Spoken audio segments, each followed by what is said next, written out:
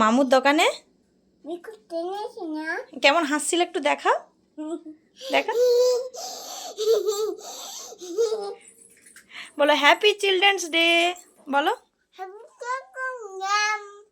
মেয়ের আবদারে চিলড্রেন্স ডের জন্য আজকে বিরিয়ানি করলাম।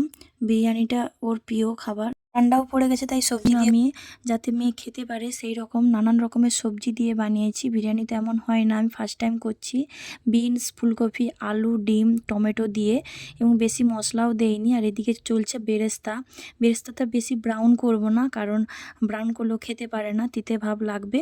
এর কারণে বিরিয়ানিটা খুবই পছন্দ করে। কষা কষা হয়ে গেছে দেখে জলও দিয়ে দিয়েছি। এর উপরে হালকা একটু গরম মশলা দিয়ে দেব। বিরিয়ানিতে হালকা একটু গরম মশলা দিলে খেতে ভালো লাগবে। আমার মেয়ে কিন্তু বিরিয়ানি খেতে খুবই ভালোবাসে।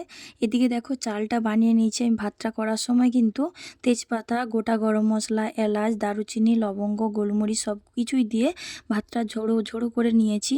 একটু লেগে নেই ভাতটা, দেখো কত ঝাড়া ঝাড়া হয়েছে। এবং এটা কিন্তু ঘরোয়া চালের, ঘরোয়া চালে বলতে প্যাকেট চালে করেছি। এটা কিন্তু দামি কোনো চাল না, মানে ওই ঘরোয়া চালটা দামি, কিন্তু প্যাকেট চাল না। এবং তারপরে দিয়ে দিচ্ছি বেরেস্তা, এবং তারপরে দেব কিন্তু গোলাপ জল আর কেওড়া জল। মিঠা আতরটা শেষ হয়ে গেছে, এই কারণে গোলাপ জল আর কেওড়া জলটা দিয়ে দেব। এরপরে কিন্তু ভাতটা ঢাকনা দিয়ে চাপা দিয়ে দেবো, যাতে এটা স্টিম হতে সময় নেয়। যেহেতু ঘরোয়া চাল হয়েই গেছে অনেকটা, বাস ভাপে দিলে হয়ে যাবে। আর আগুনটা একটু স্লিম করে দেবো, যাতে